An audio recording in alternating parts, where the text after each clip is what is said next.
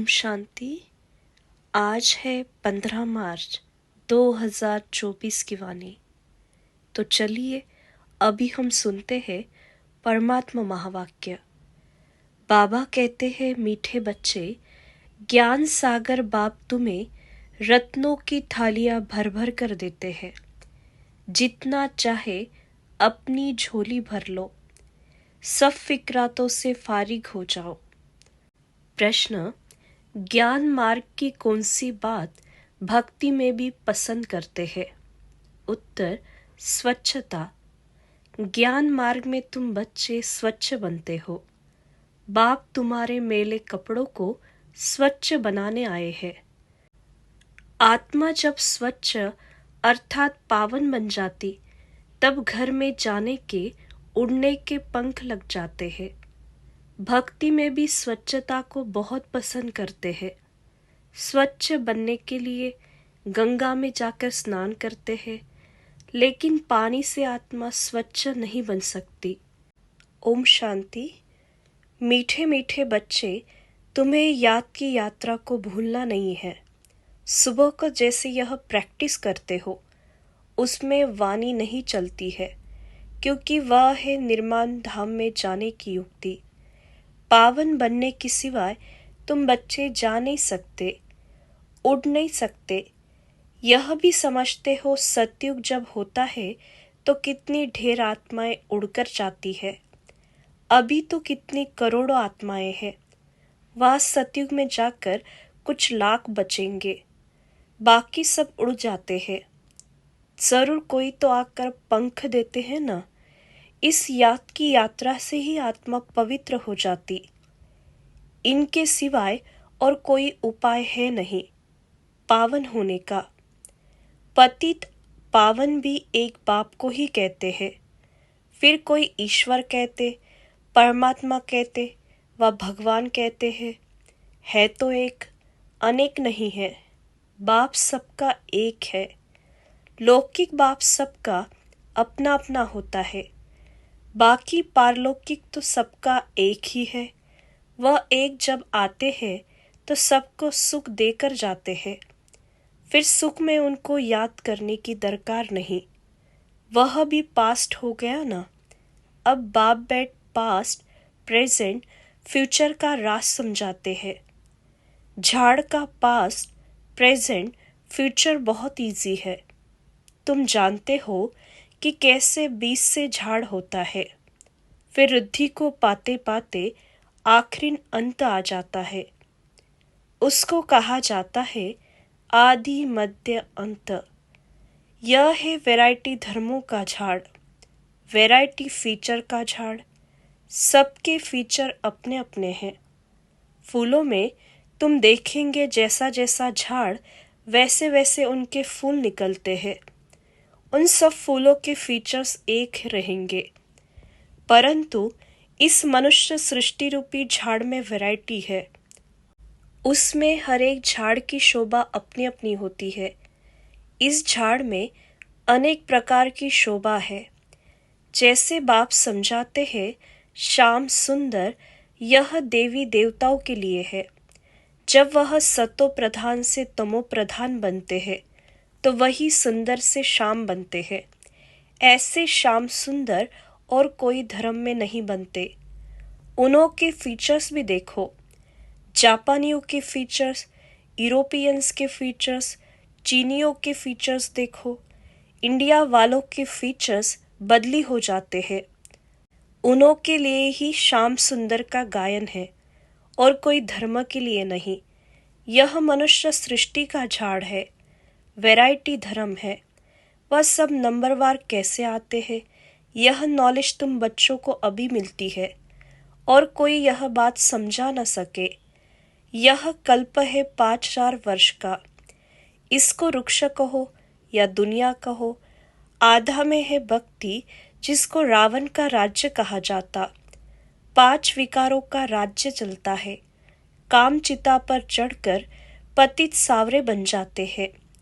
रावण संप्रदाय वालों की चलन और दैवी संप्रदाय वालों की चलन में रात दिन का फर्क होता है। मनुष्य उन्हों की महिमा गाते हैं अपने को नीच पापी कहते हैं। अनेक प्रकार के मनुष्य है। भक्ति तो तुमने बहुत की है, पुनर्जन्म लेते लेते भक्ति करते आए हो। पहले होती है अव्यभिचारी भक्ति। एक की भक्ति पहले पहले शुरू करते हैं, फिर व्यभिचारी हो जाती, अंत में फिर बिल्कुल ही व्यभिचारी बन जाते। तब बाप आकर अव्यभिचारी ज्ञान देते हैं, जिस ज्ञान से सद्गति होती है। इसका जब तक पता नहीं है तो भक्ति के ही घमंड में रहते हैं। यह पता नहीं कि ज्ञान का सागर एक ही परमात्मा है। भक्ति में कितने वेद शास्त्र याद कर जबानी भी सुनाते हैं।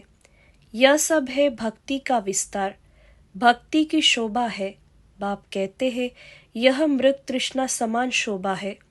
वो रेत पानी जैसी दूर से ऐसी चमकती है जैसे चांदी है। हिरण को प्यास लगती है तो वह उस रेत में भागते भागते फंस जाता है। भक्ति भी ऐसे है, उसमें सब फंसे पड़े हैं। उससे निकालने में बच्चों को मेहनत लगती है। विघ्न भी इसमें पड़ते हैं, क्योंकि बाप पवित्र बनाते हैं। द्रौपदी ने भी पुकारा, सारी दुनिया में द्रौपदियाँ और दुर्योधन है। और फिर ऐसे भी कहेंगे कि तुम सब पार्वतियाँ हो जो अमर कथा सुन रही हो। बाप तुमको अमर लोक के लिए अमर कथा सुना रहे। यह है मृत्यु लोक। यहाँ अकाले मृत्यु होती रहती है। बैठे बैठे हार्ट फेल हो जाते, तुम हॉस्पिटल में जाकर समझा सकते हो। यहाँ तुम्हारी आयु कितनी कम है। बीमार हो पड़ते हैं, वहाँ बीमारी होगी नहीं। भगवानुवाच, अपने को आत्मा समझो, मुझ बाप को याद करो। औरों से ममत्व मिटा दो तो तुम्हारे विकर्म विनाश होंगे। फिर कभी बीमार होंगे नहीं, काल खाएगा नहीं, आयु भी बड़ी होगी। इन देवताओं की आयु बड़ी थी ना, फिर बड़ी आयु वाले कहाँ गए। पुनर्जन्म लेते लेते आयु कम हो जाती है। यह दुख सुख का खेल है, इसको कोई जानते नहीं। मेले मलाखड़े आदि कितने होते हैं।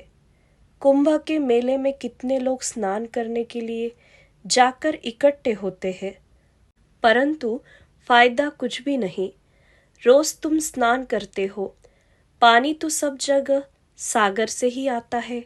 सबसे अच्छा पानी तो कुएं का होता है। नदियों में तो किचड़ा पड़ता रहता है। कुएं का पानी तो नेचुरल शुद्ध होता है, तो उनसे स्नान करना बहुत अच्छा होता है।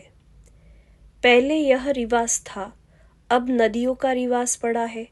भक्ति मार्ग में भी स्वच्छता को पसंद करते हैं। अब परमात्मा को पुकारते हैं कि आकर हमको स्वच्छ बनाओ।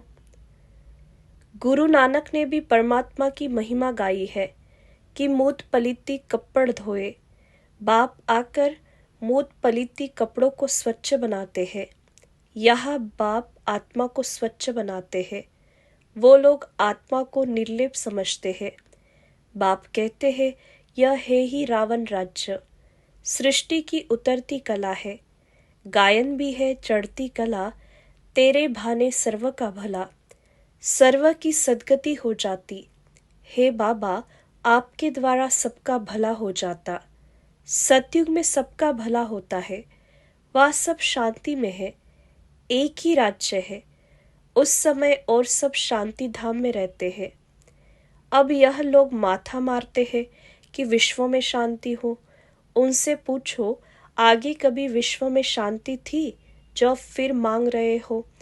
वो फिर कह देते, अभी कलयुग में 40,000 वर्ष और पड़े हैं। मनुष्य घोर अंधियारे में है। कहाँ 5,000 वर्ष का सारा कल्प, कहाँ एक कलयुग के ही 40,000 वर्ष बचे हुए बताते हैं। अनेक मते हैं। बाप आकर सच बताते हैं कि जन्म भी 84 ही है। लाखों वर्ष हो फिर तो मनुष्य जानवर आदि भी बन सकते हैं, परंतु कायदा ही नहीं है।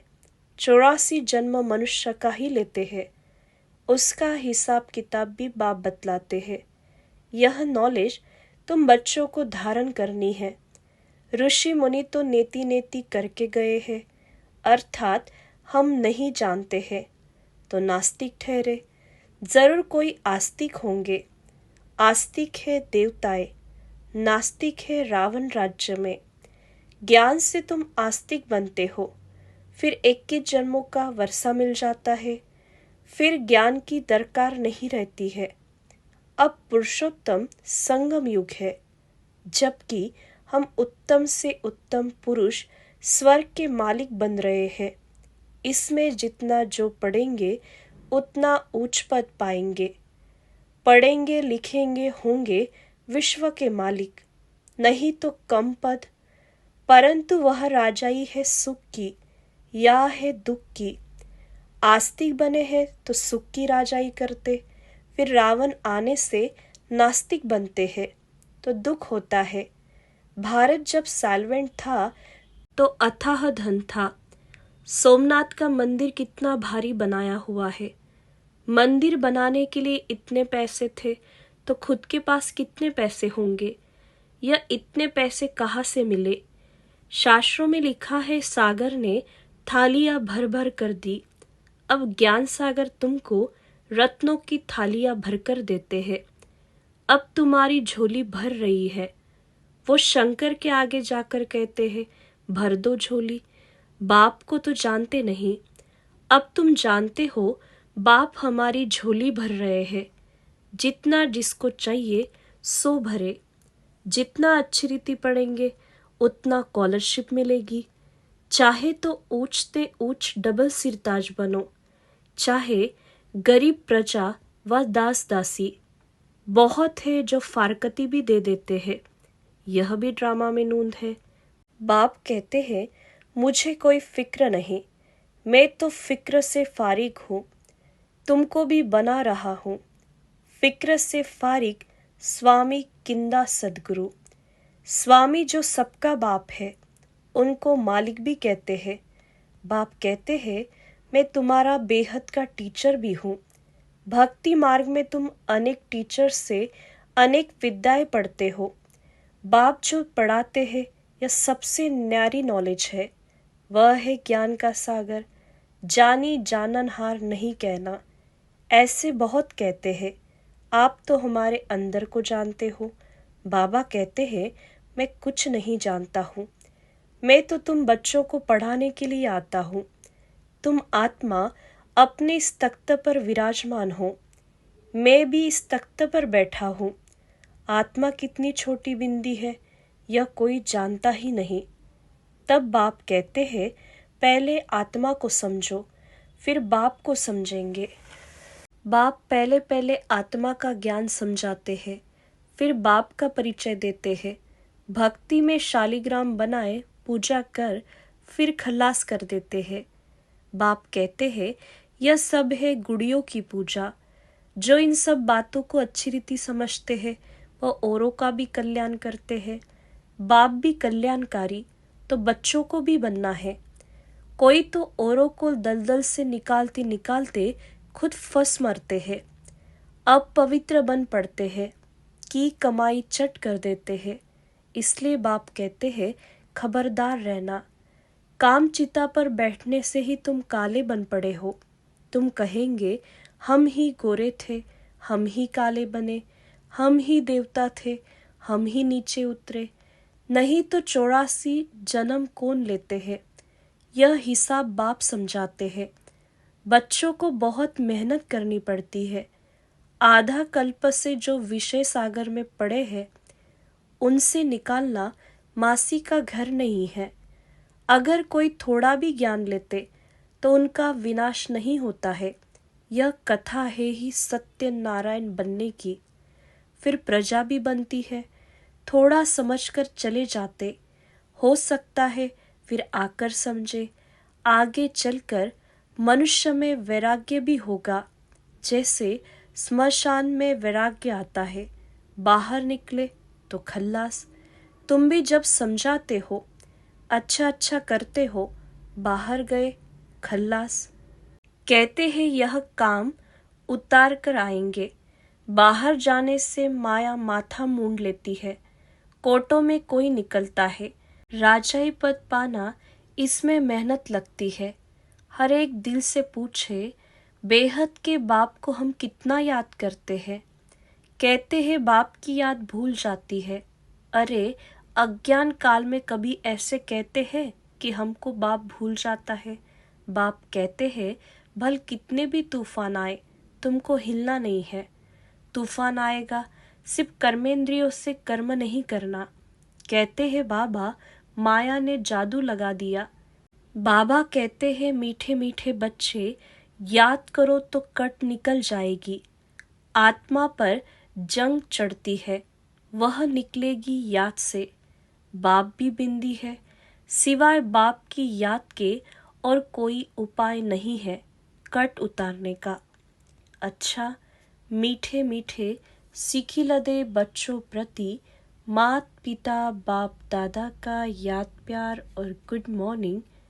रूहानी बाप की रूहानी बच्चों को नमस्ते। हम रूहानी बच्चों की रूहानी मात पिता बाप दादा को याद प्यार और नमस्ते। धारणा के लिए मुख्य सार है। पहली पॉइंट, कल्याणकारी बाप के हम बच्चे हैं, इसलिए अपना और सर्व का कल्याण करना है। कोई ऐसा कर्म न हो जो की कमाई खत्म हो जाए, इसमें खबरदार रहना है। दूसरी पॉइंट, पढ़ाई अच्छी तरह से पढ़कर ज्ञान रत्नों से अपनी झोली भरपूर करनी है। स्कॉलरशिप लेने का पुरुषार्थ करना है। बाप समान फिक्र से फारिग निश्चिंत रहना है। वरदान है, महसूसता शक्ति द्वारा पुराने स्वभाव संस्कार से न्यारा बनने वाले माया जीत भव। विस्तार है, इस पुरानी देह के स्वभाव और संस्कार बहुत कड़े हैं, जो मायाजीत बनने में बड़ा विघ्न रूप बनते हैं। स्वभाव संस्कार रूपी सांप खत्म भी हो जाता है, लेकिन लकीर रह जाती, जो समय आने पर बार बार धोखा दे देती है। कई बार माया के इतना वशीभूत हो जाते हैं, जो रॉन्ग को रॉन्ग भी नहीं समझते हैं, परवश हो जाते हैं। इसलिए चेक करो और महसूसता शक्ति द्वारा पुराने छिपे हुए स्वभाव संस्कार से न्यारे बनो, तब मायाजीत बनेंगे। स्लोगन है, मेरेपन के अनेक रिश्तों को समाप्त करना ही फरिश्ता बनना है। अच्छा, ओम शांति।